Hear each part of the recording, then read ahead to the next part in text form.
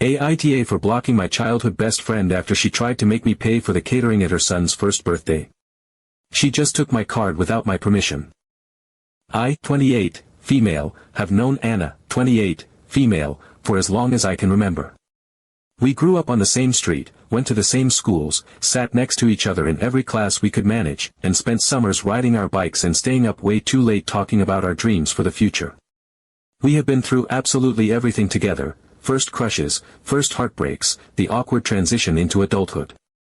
She is more than just my best friend, she has been like a sister to me for as long as I can remember.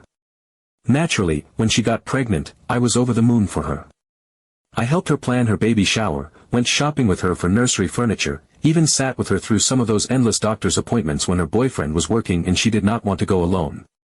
I did not hesitate for a second to be as involved as I could be, and honestly, I was genuinely happy to do it. I love her and I wanted to support her, especially in such a huge new chapter of her life. Things stayed pretty good for the first year of her son's life. We would have coffee dates where she would show me about 1,000,000 pictures of him doing what, to any outsider, would seem like completely normal baby stuff, but to her, was pure magic.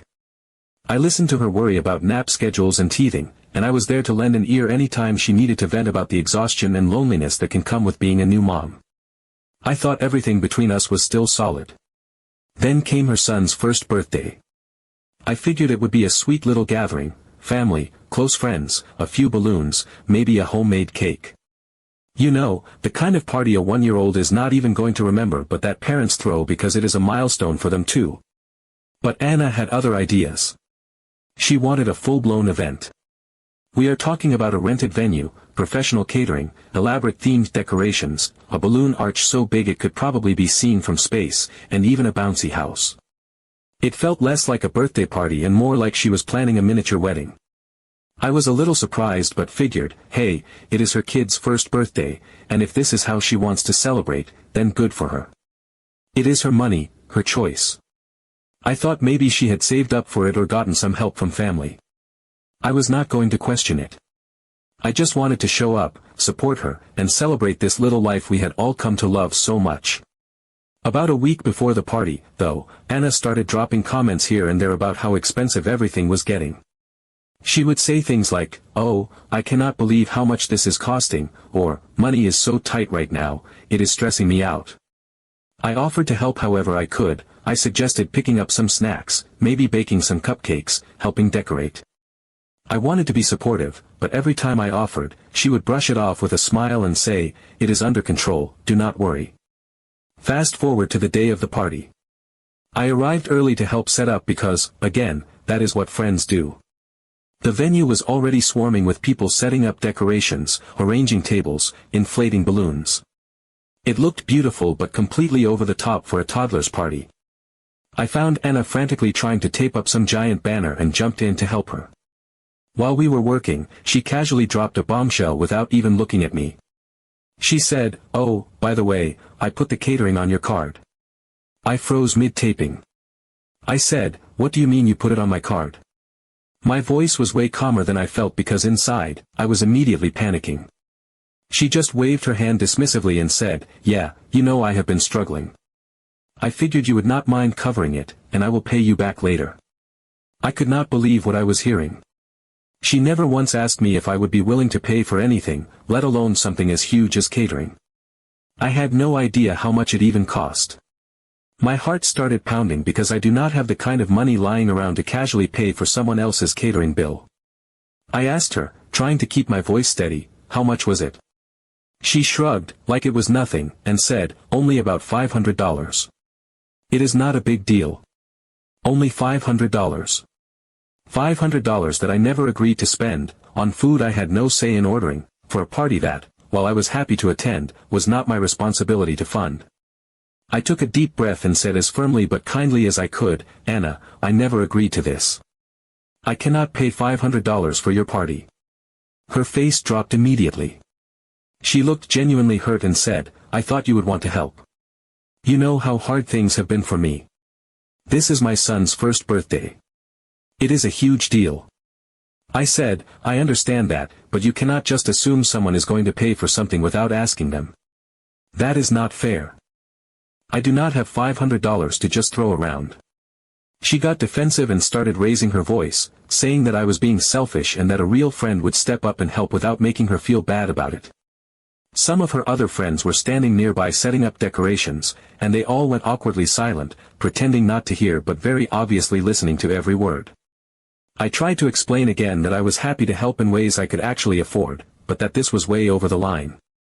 Anna kept pushing, saying, "It is just money, you will get it back, I promise," but I could tell by the way she was acting that the chances of me ever seeing that money again were slim to none. At that point, I just could not take it anymore. I told her I was leaving, packed up the little gift I had brought for her son, and walked out. I felt embarrassed, hurt, and frankly, furious. I spent the rest of the day feeling guilty and second-guessing myself. Later that night, my phone started blowing up. Anna sent me dozens of texts, long paragraphs about how I had ruined her son's birthday, how I did not understand what it is like to struggle financially, how I had abandoned her when she needed me most. I tried to respond calmly at first, explaining again that she had crossed a boundary, but she just kept piling on the guilt. After a while, I realized that no matter what I said, she was not going to see my side. She had already made me out to be the villain in her mind. So I blocked her. I could not deal with the endless guilt trips and emotional manipulation anymore. Since then, a few of our mutual friends have reached out. Some of them said they understood why I was upset but thought I should have just paid it to keep the peace. Others said that if I was really her best friend, would have helped her out without making a scene. One even said, "It is just money, you could have figured it out later." But the thing is, it is not just money. It is about trust. It is about respect. You do not make financial decisions for other people without their consent, and you definitely do not ambush them with a huge bill at the last second and expect them to just go along with it. I feel terrible that things ended the way they did. I hate that our friendship of decades is probably over because of this. But at the same time, I feel like I had no choice. If she thought it was okay to do this once, what would stop her from doing it again? So, I have to ask, am I the asshole for blocking her and walking away from the friendship? Or did I overreact? I honestly do not know anymore. Update 1. About a month after the party fiasco, when the sting of the whole situation had dulled just enough for me to think clearly, I unblocked Anna. I did it quietly, without telling anyone, mostly because a small part of me still missed her. After everything we had been through, it felt impossible to just erase her from my life entirely. I told myself that maybe we both needed time, that maybe once emotions cooled, we could find our way back to something resembling the friendship we had shared for so long. I missed the inside jokes, the late-night talks, the feeling of knowing someone who had literally seen every version of me and still stuck around. For a little while, things seemed fine. She did not reach out right away, and I figured that was for the best. It gave me space to breathe, to sort out my own feelings without the added weight of her expectations. Eventually, though, the messages started trickling in. Just casual things at first, memes she thought I would laugh at, a funny story about her son, a reminder of a song we used to scream-sing in the car during summer road trips. It was easy to slip back into old rhythms, easy to forget the ugly fight when she was being sweet and nostalgic. We made plans to meet for brunch one Sunday morning. I told myself it would be low stakes, just a chance to catch up, nothing too serious. She picked the place, a cute little cafe downtown that was known for its fancy lattes and overpriced avocado toast. I thought about suggesting somewhere cheaper, but I did not want to start another argument, so I went along with it. Brunch was nice enough at first. We talked about work, her son, little things. I could almost pretend that everything was normal. But when the check came, she patted around in her bag for a long moment before laughing and saying she must have forgotten her wallet at home. She said it so breezily, like it was no big deal, like of course I would just cover it. I told myself it was not worth making a scene. It was brunch, after all, not $500 in catering. I paid, but a little knot tightened in my stomach that did not loosen, even after I left. I tried to brush it off. Everyone forgets their wallet sometimes, right? It was just a mistake, not a pattern. Except that it kept happening. A couple of weeks later, she asked if I wanted to go shopping with her. She needed a new dress for a wedding she was attending and said she would love my opinion. It sounded innocent enough, and honestly, I missed the normalcy of hanging out, so I agreed. We wandered through the mall, laughing and chatting like old times. But as we were checking out at one store, I noticed she had slipped a couple of items into the pile of clothes I was buying for myself. When I raised an eyebrow, she just smiled sweetly and said, "You'll get this for me, right? I'll Venmo you later." I hesitated, caught completely off guard, but the cashier was already ringing everything up and people were waiting in line behind us. I felt too embarrassed to say no on the spot. So I paid. And, of course, the promised Venmo never came. That was when the pattern really started to become clear. Every time we hung out, there was some kind of expectation that I would foot the bill. It was rarely overt, never spelled out directly, but it was always there, lurking under the surface. A coffee here, a dinner there, movie tickets, little things that added up over time.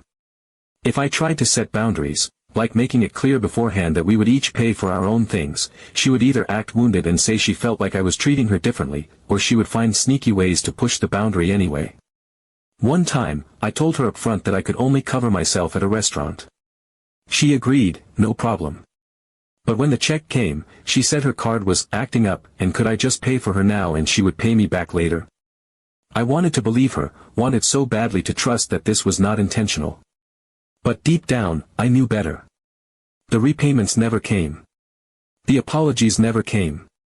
And every time, I was left feeling guilty, like I had done something wrong by not being more understanding.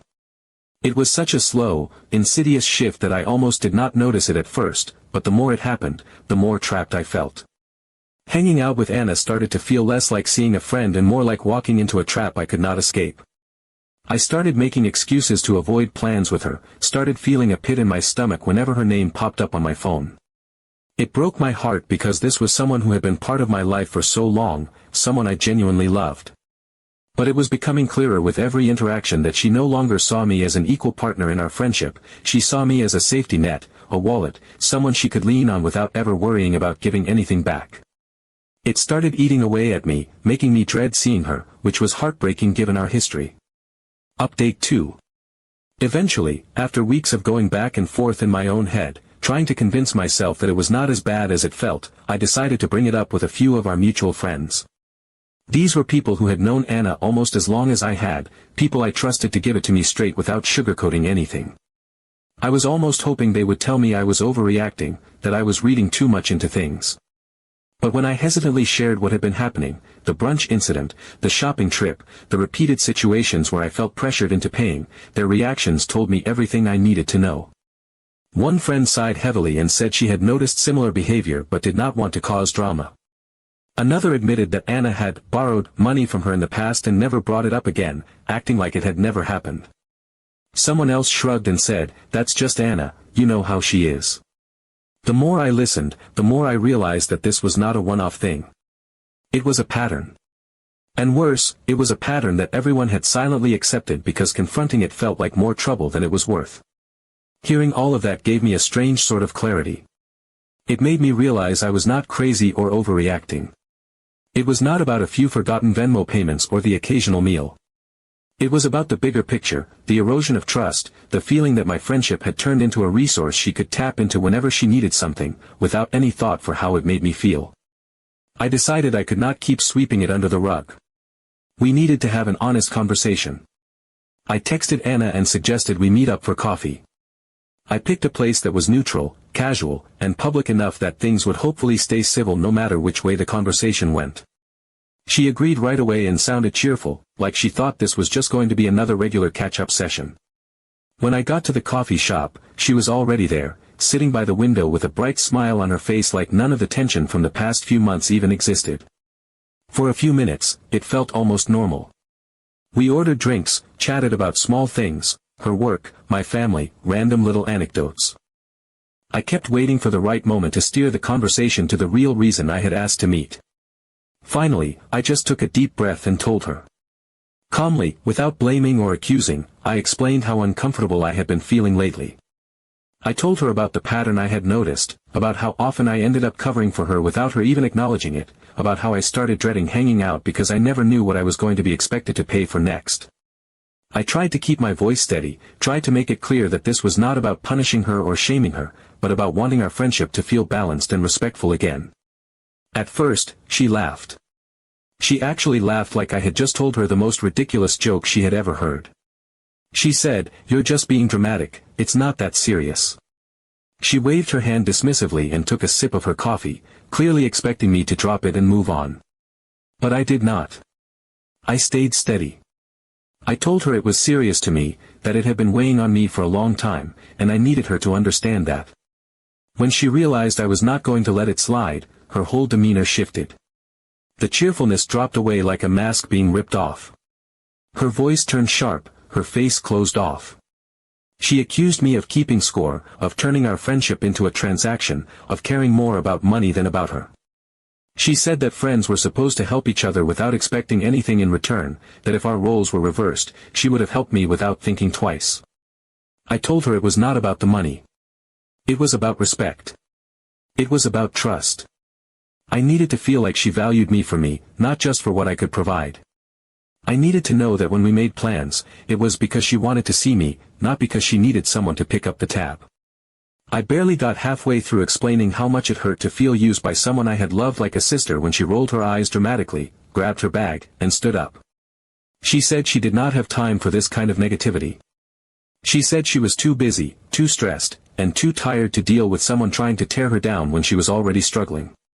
Before I could say another word, she turned on her heel and stormed out of the coffee shop, leaving me sitting there with a half-finished latte and a sick, hollow feeling in my chest. It was clear she did not want to hear it. Update 3. A few weeks after Anna had stormed out of the coffee shop, I had mostly come to terms with the idea that our friendship was over. I went through this strange period of mourning, grieving not just the loss of her but the loss of who we had been together. I started adjusting to a life without her daily texts, her spontaneous plans, her way of lighting up a room even when she drove me crazy. It hurt, but it also felt cleaner, less tangled with resentment. I told myself it was for the best. Some friendships are not meant to survive every season of life. Then, out of nowhere, I got a message from her. It was long, much longer than any text she had sent before, and right away I could tell it was different. It did not start with accusations or defensiveness. It was not full of justifications or guilt trips. Instead, it was an actual apology, raw and real in a way I had never seen from Anna before. She wrote that she had been feeling completely overwhelmed with everything, that becoming a new mom had swallowed her whole in ways she had not expected. She said the financial pressure had been suffocating, that every day felt like she was treading water and losing ground anyway. She admitted that in her panic, she had started leaning too hard on the people closest to her without realizing how much she was taking rather than sharing the load. She said she understood if I could not forgive her, that she would not blame me if I wanted to walk away, but she wanted to try to make things right if I would let her. I sat with that message for a long time. Part of me wanted to protect myself, to say it was too little too late, to close that chapter for good. But another part of me, the part that still loved her, that still remembered every late-night drive and every whispered secret, knew that real friendship is not just about being there for the good times. It is about finding a way through the hard parts too. I agreed to meet her again. Same coffee shop, same big windows and too loud milk frother in the background, but the energy this time was completely different. Anna was already there when I arrived, sitting stiffly at a table in the corner, looking more nervous than I had ever seen her. She stood up awkwardly when she saw me, like she was not sure if a hug would be welcome. I gave her a small smile and sat down. She apologized again, face to face this time, voice shaking just a little.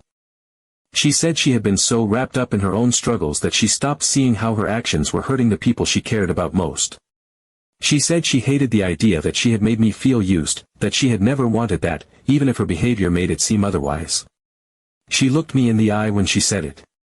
No flippant jokes, no dismissive laughter, no brushing it off. Just sincerity. I told her how much it had hurt. How isolated I had felt, how trapped and resentful and guilty all at once. I told her that what broke my heart the most was that I had stopped feeling safe around her, had started feeling like every time we hung out, I had to have my guard up. I needed her to understand that trust, once broken, is not easy to rebuild. And to her credit, she listened. She did not interrupt. She did not argue. She just listened, really listened, and when I finished, she nodded slowly and said she was sorry again, not in a way that sounded performative or desperate, but like she actually meant it. We talked for a long time after that, longer than we had planned. We agreed that if we were going to try to rebuild our friendship, it had to be different this time. No more assumptions about money. No more unspoken expectations.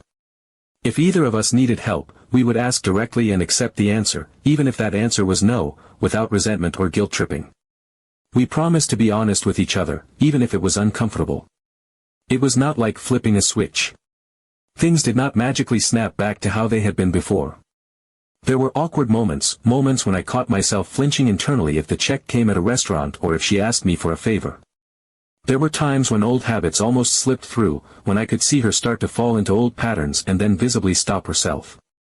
And I had to be honest with myself too, to admit that my trust was fragile and it was going to take time before it felt whole again. But little by little, step by step, we started finding our way back to each other. We started doing small, safe things together, walks at the park, coffee dates where we each paid separately, nights in watching movies and eating cheap takeout. No pressure. No hidden strings. Just two friends relearning how to be in each other's lives in a healthy way. It was not perfect. It probably never would be.